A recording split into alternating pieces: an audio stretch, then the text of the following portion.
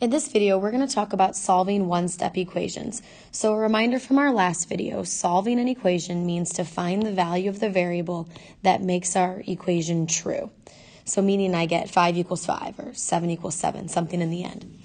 Well, when we have an equation, the way that we typically do this is using inverse operations so that we can isolate our x value. Inverse operations are operations that undo each other, like addition and subtraction, or multiplication and division. We also know, you might not know these yet, but squared, raising something to the power of 2 and taking the square root undo each other, things like that. So when it says the word solve, it's again asking me to figure out what value of x is going to make x minus 7 equal 9. Now, sometimes we can just do this in our heads, but if we can't, what we want to do is we want to think about how could I get x by itself and undo what's happening to it.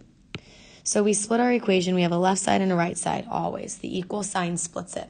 If I wanted to isolate x, instead of having to subtracting 7, I could undo that by adding 7 to both sides. So negative 7 plus 7 is 0. So I'm left with an x on the left side, and 9 plus 7 is 16.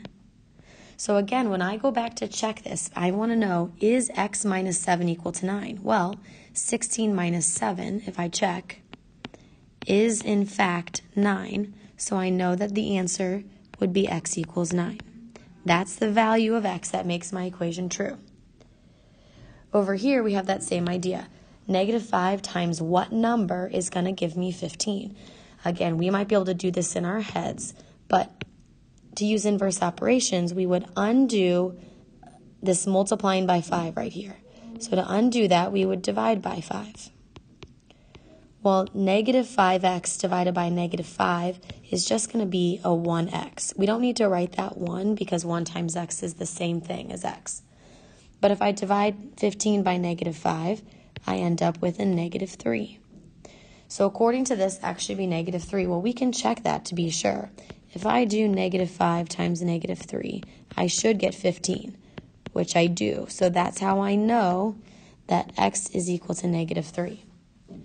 In this example, we have 3 plus x equals negative 12. So again, we're trying to figure out 3 plus what number is supposed to give me negative 12. Using inverse operations, to get rid of this positive 3 on the left, I can subtract it. 3 minus 3 is 0, so I'm left with just an x over here. Negative 12 minus 3 is negative 15. So to check it, is 3 plus negative 15 equal to negative 12? And the answer is yes. That is a true statement, so I know that x is equal to negative 15. In this final one, we're asking ourselves what number divided by 4 is going to give me negative 3? Well, to use inverse operations and undo that divided by 4, I can multiply both sides by a 4 over 1. Well, when we do that, this really becomes 4x over 4 equals negative 12 over 1, which is negative 12. But 4x divided by 4 is just a 1x. So I get x equals negative 12. So we can check that. Is negative 12 divided by 4 negative 3? And the answer is yes. So we know that we did this equation correctly. So x is equal to negative 12.